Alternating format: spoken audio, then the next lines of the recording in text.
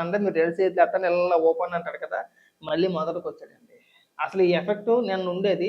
నిన్న అందుకే బహుశా బయటికి రాలేదు. కానీ ఇవాళ కూడా కొట్టేసింది. అమావాస్య దెబ్బమాట.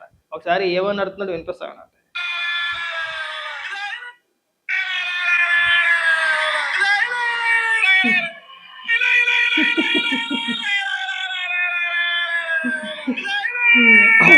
ఏ మందులు వాడుతున్నావు కొద్దిగా షీట్ మాకు కూడా ఒక షీట్ పంపించండి మేము కూడా వాడతాం.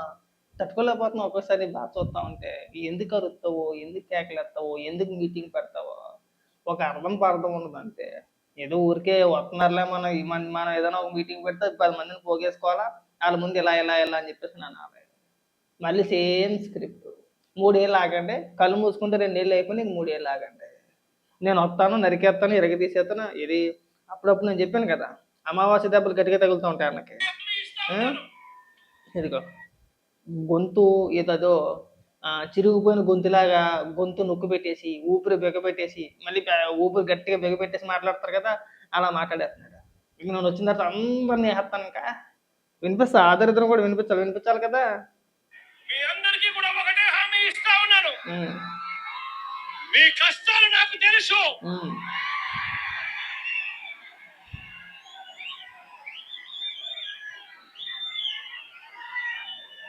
నేను ఉన్నాను అని మాత్రం మీ అందరికీ చెప్తా ఉన్నాను. ఉన్నావు గట్టిగా ఉన్నావు.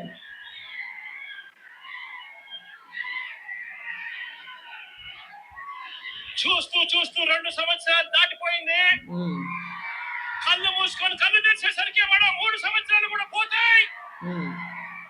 ఆ తర్వాత రైతుల ప్రభుత్వం వస్తుంది అని చెప్పి కూడా ఈ సందర్భంగా గర్వంగా చెప్పగలుగుతాను. సరే, మళ్ళీ ఆప్షడా పూర్వ వైభవంలోకి వస్తుంది. ముఖ్యమంత్రి చైర్మన్ గా కూర్చుంటాడు. ఈ సిండికేట్ ను నరికేస్తాడు అని చెప్పి కూడా ఈ సందర్భంగా నరికేస్తావు ఏమో అలా నరికేస్తానని చెప్పేసి బాబాయ్ని వేసావు. మీ బాబాయ్ నువ్వే నరికేసుకుని చంద్రబాబు నాయుడు గారి మీద తోసేసావు. మళ్ళీ ఇక్కడికి వచ్చిన తర్వాత నేను నరికేస్తాను, పొడి చేస్తాను, ఒకటి వెళ్తే పెగలించేస్తానని మాట్లాడుతున్నావు. అసలు అయితే 5 ఏళ్ల కాలం పాటు నువ్వేం చేసావో చెప్పి తగలడాలి. ఆక్వా రైతులకి నువ్వు చేసింది ఏమైనా ఉందా? మాట్లాడితే ప్రతి సభలోనే నేను వచ్చేస్తాను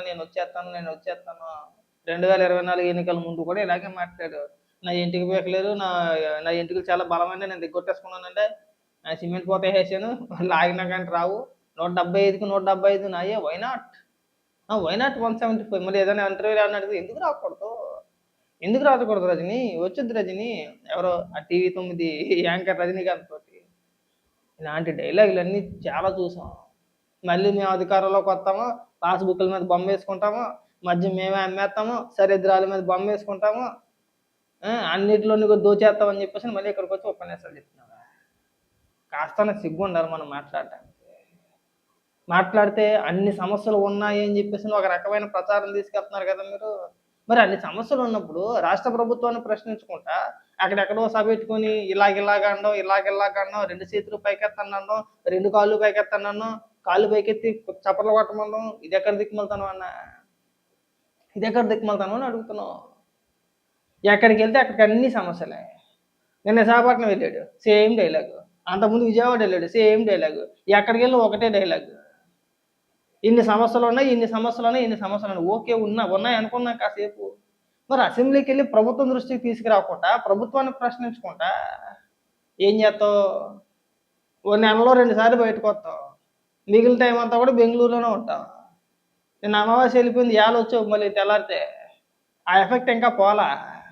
నేను మంగళవారం అమావాస్య అని అనుకుంటున్నాను, నేను నిజమో కాదో తెలియదు. ఇవాళ చేతులు పెడుతున్నావు. ఇంకా అదెబ్బే ఇది ఇంకా తగల. ఇంకా మంచి బంధువులు వాళ్ళు తగ్గిపోతే మనం మాట్లాడితే నరికేస్తాం, పొడి చేస్తాం, ఇలాంటి డైలాగ్ చెప్పకూడతానా? నువ్వు అధికారంలో లేకపోతే వేరే సంగతి. గత 5 ఏళ్ళ కాలం పాటు నువ్వే ముఖ్యమంత్రిగా చేసావు, రాష్ట్రాన్ని పరిపాలించింది మీరే.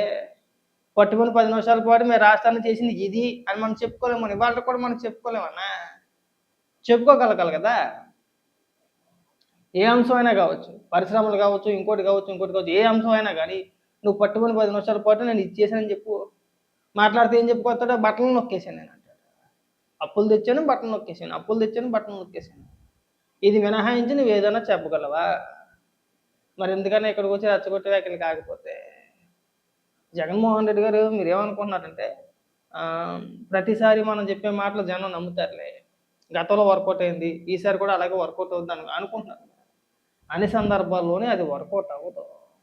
19లో మీరు అధికారంలోకి రావడానికి అనేక అంశాలు మీకు అంటే మీకు అదృష్టం కింద కలిసి వచ్చేసింది. కోడికత్తి కావచ్చు, బాబాయ్ గొడ్డలపోటు కావచ్చు, పింక్ డైమండ్ కావచ్చు, లేదంటే మీరు అమరావతి పైన చేసిన విష ప్రచారం కావచ్చు, లేదంటే మీరు ముద్రించిన పుస్తకం కావచ్చు, ఇలాంటి చాలా రకాల అంశాలన్నీ కూడా మీకు కలిసి వచ్చేసినాయి. మీరు అధికారంలోకి వచ్చిన తర్వాత వీటిపైన మీరు చేసిన ప్రచారం ఏదైతే ఉందో అవన్నీ అబద్ధాలని చెప్పి తేలిపోయినాయి. అందుకే కదా 2024 ఎన్నికల్లో మీకు 11 ఇచ్చి మూలలో కూర్చోబెట్టింది. మీ గత 5 ఏళ్ల పరిపాలన రాష్ట్ర ప్రజలు చూశారు కదన్నా. చూసారా చూడలేదా? మనం పట్టుమని అధికారంలో లేకపోతే అసెంబ్లీకి వెళ్ళి మాట్లాడలేని మనం ఇవాళ అధికారంలోకి వచ్చేస్తాం అని చెప్పేసి మీరు పలికే ప్రగల్భాలు చూస్తా ఉంటే నవ్వాలి ఆడవాలి అర్థం కావట్లేదు. ముందు నీకు చేతనైతే ఇప్పుడు అసెంబ్లీకి వెళ్ళి ప్రశ్నించు. అడ్డగోలుగా అక్కడెక్కడెక్కడెక్కడెక్కడో మీటింగ్లు పెట్టేసుకొని నువ్వు పెద్ద పెద్ద డైలాగులు కొట్టేసి గొంతు చించేసుకొని పీసు గొంతుకేసుకొని కీసు గొంతుకేసుకొని నేను నరికేస్తాను అన్నది మాత్రం నీ ఏమీ అయిపోదు. దానివల్ల ఎవ్వడికి ఉపయోగం. నీకు కానీ నీ పార్టీకి కానీ మీ కార్యకర్తలు కానీ ఎలాంటి ఉపయోగం ఉండదు. మన ఉత్త డైలాగులు కొడితే ఏముండదు అన్న. ముందు నువ్వు చేయాల్సింది ఏంటంటే శవ రాజకీయాలు మాని ముందు తగ్గితే బాగుంటుంది. ఇది ఒకటే అనుకుంటా, ఈ గత 2-3 నెలల కాలంలో ఇది ఒకటే అనుకుంటా.